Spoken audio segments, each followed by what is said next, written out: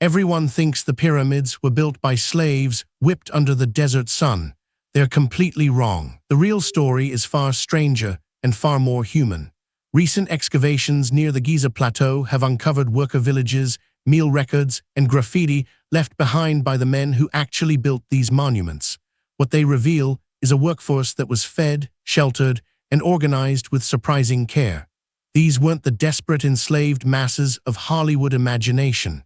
They were something else entirely. Let's start with the basic question: who were these men? They came from villages throughout Egypt, farmers, craftsmen, and laborers, conscripted or hired for temporary seasonal work. The pyramids weren't built in a frenzy. Construction of the Great Pyramid took roughly 20 years. Workers rotated in and out, staying for weeks or months at a time before returning home. Around 400–500 years ago, during the reign of Pharaoh Khufu, a worker camp called the Valley of the Pyramid Builders hummed with activity. Archaeologists have found the remains of barracks, bakeries, and breweries. Yes, breweries. Beer was a staple of the ancient Egyptian diet, and workers received daily rations. The rations tell us something crucial about how these workers were valued. A typical laborer received about 10 loaves of bread and a jug of beer daily. That's roughly 300–600 calories, substantial, especially for men doing physically demanding work under the Giza sun. The pharaoh wasn't starving his workforce. He was feeding them. But food alone doesn't explain the organization. These men needed shelter. Excavations have revealed dormitory-style buildings made of mud brick, capable of housing hundreds. Beds were simple, rushes and straw, but they were there. Medical care existed too. Skeletal remains show evidence of injuries being treated, even healed. There's even evidence of a bakery that could produce around 16,000 loaves daily. The scale is staggering. This wasn't improvised labor. This was logistics. Someone was counting, measuring, and planning down to the loaf. Now the work itself. What did a typical day actually look like? Workers likely began before dawn, moving into the quarries or onto the construction site as the air was still cool. Teams were organized into groups: the Friends of Khufu, the Drunkards of Menkora, names that suggest identity and maybe even camaraderie. They used copper tools, wooden sledges, and ramps. No wheels. The wheel hadn't yet reached Egypt. Moving a 2-ton block of limestone required coordination, leverage, and brute force. A team might spend an entire day extracting and moving a single stone. By midday, the heat would have been merciless. Temperatures on the Giza Plateau regularly exceed 100 degrees Fahrenheit.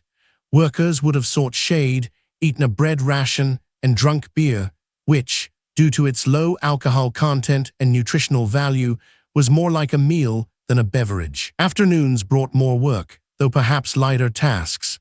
As the sun descended, the pace might have eased. Workers returned to the camp, where meals were prepared in communal kitchens. They ate, socialized, and slept. No electricity, no diversions beyond conversation, music, and whatever small comforts they could create. But this life wasn't without suffering. Graffiti left on the stones themselves reveals frustration. One reads, "The crew of Kaffa is drunk." Another, "The crew of the overseer Kenti is exhausted." These weren't the words of content men. Injuries were common. Skeletal remains show broken bones, spinal damage, and signs of heavy labor. Some healed, others didn't. A man crushed by a falling stone or crippled by overwork would have faced an uncertain future. There was no workers' compensation, no disability support. Yet people kept coming back. Why? The answer is complex. Some were conscripted, obligated by the state. Others were motivated by religious fervor. Building the pharaoh's tomb was seen as sacred work. Still others came for the wages, bread, beer, and shelter for their families. There's also an uncomfortable truth. Some workers may have been enslaved or coerced. The line between conscripted and enslaved is blurry in ancient societies. We don't fully know, but the evidence suggests the majority were temporary laborers, not lifetime slaves. What's remarkable is how ordinary their lives were, despite the extraordinary scale of the project.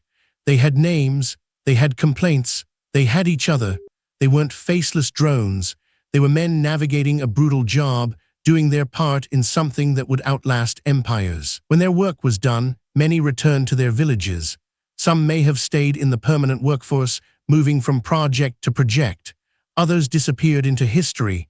Their names are mostly lost, but their hands shaped stone that still stands after 500 years. The pyramids are monuments to pharaohs, yes, but they're also monuments to the ingenuity, resilience, and labor of ordinary Egyptians whose names we'll never know. They weren't slaves in chains. They were workers, exploited, exhausted, but also fed, organized, and part of something bigger than themselves. The next time you see an image of the Great Pyramid, remember the men who built it. Remember their bread rations and their beer. Remember their complaints scratched into stone. Remember that history isn't just about the powerful, it's about the countless ordinary people whose backs shaped the world. Subscribe to uncover the hidden daily lives of people history forgot. Every week, a new story from the forgotten corners of the ancient world.